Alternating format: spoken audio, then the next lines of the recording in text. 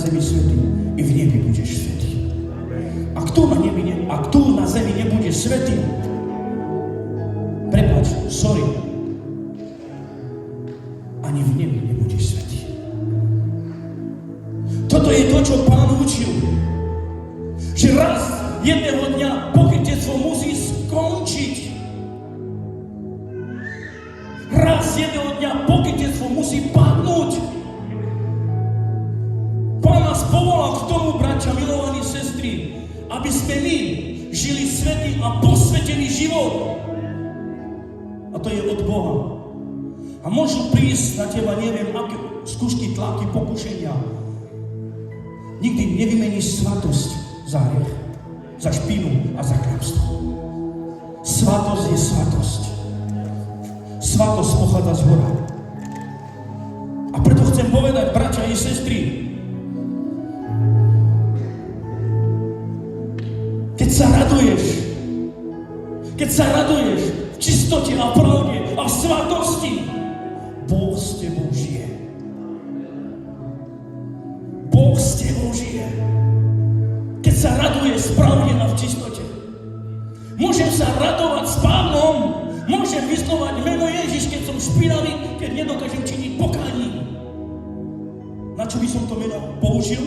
Na čo by som to meno vyslovil? Keď som ešte ani pokánie neurobil. A pokánie je to najlepší liek pre každého človeka, ktorý prijal Pána Ježiša Krista vo svojom srdci, aby stal sa jeho pánom, zachrancom, aby prv pochopil, že príde k nemu, aby sa sklonil, aby jeho hlava bola sklonená pred jeho nohami. A jeho svatá ruka bude nad jeho hlavou. Pán učí, pokorte sa a v čase vás povýšim. Pokorte sa. Slova, ktoré viem, slova, ktoré citujem, ma nezachránim. Ale to, čo viem, čo ma môže zachrániť, môj čistý vzťah, môj svet, Boží svätý, ktorý mi ukazuje vnútri v mojom živote, že On má miesto pre mňa. A ja mám miesto pre Neho.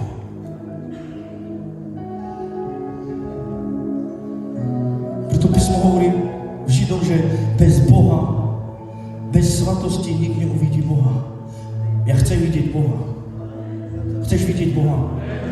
Raz jedného dňa pôjdeš do neba. Je tam jedna chvála, úžasná chvála. Kto vie, aká je chvála? Ktorí tam normálne spievajú 24 hodín, ktorá sa nikdy neprestáva, ktorá celý svet a celá planeta tam spieva.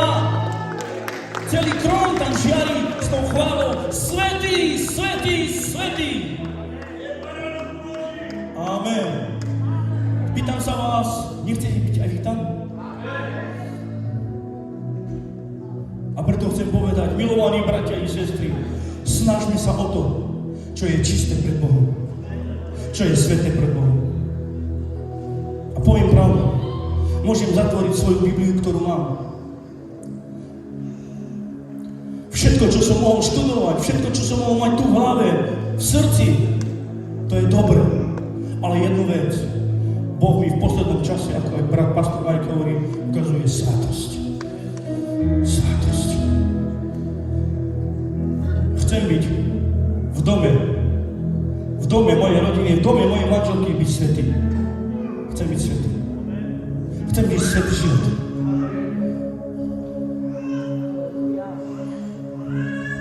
Prečo chcem byť svätý? Prečo musím byť svätý svojej manželke? Prečo ona musí byť svätá manželka ku mne? Pretože v nás žije. V nás žije. V nás žije. Cirkev, počúvajte, v nás niekto žije. Nemôžem klamať toho, ktorý je vo mne. Nemôžem popierať toho, ktorého kážem. Ak žijem tu, to, čo rozprávam, budem žiť i doma. Mám služobníkov, ktorých chcem vychovať.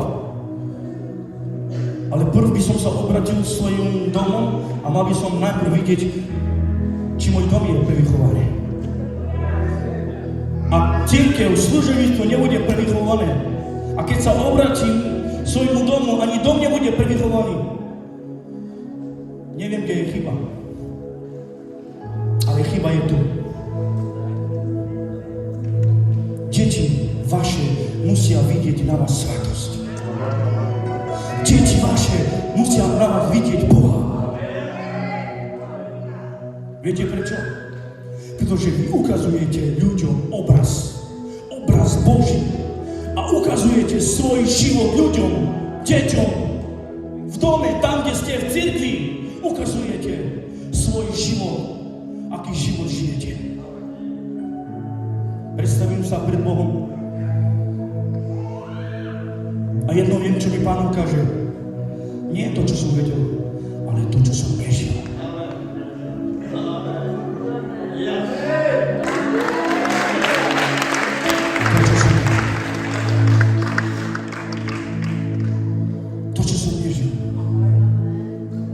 To sú skryté veci. To je ten charakter kresťanstva. Halleluja. Dostal som biele rucho.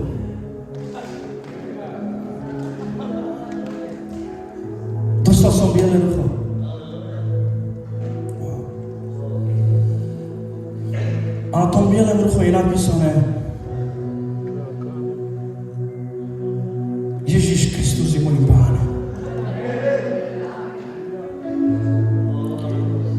Ja ho vzadu nevidím, či mám napísané, ale viem, že som dostal také rucho, ktoré je napísané: Ježíš Kristus je môj Pán.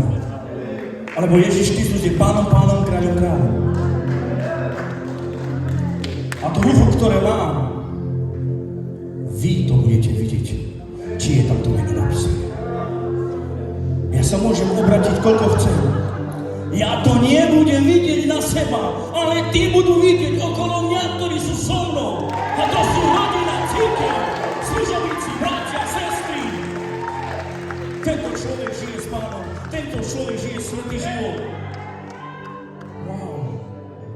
Snažil by som sa vidieť, čo mám tam vzadu napísané, neviem. Ale sláva Bohu. A preto chcem povedať, bratia i sestry, Boh nás povolal k tomuto svatosti. Boh nás volal k tej svatosti. Ježiš zomeral na kríži a svojou drahocennou svatou krvou. Svatou krvou. Viete, čo urobil? Nás očistil. Koľký z vás si to vážite, že krv bola svatá?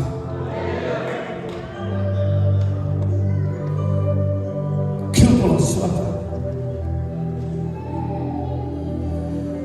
Pamätám sa rok 2005, keď som nerozumel žiadnemu kresťanstvu a som si povedal: Satili nesan. Som si to povedal. Satili nesan cukeren.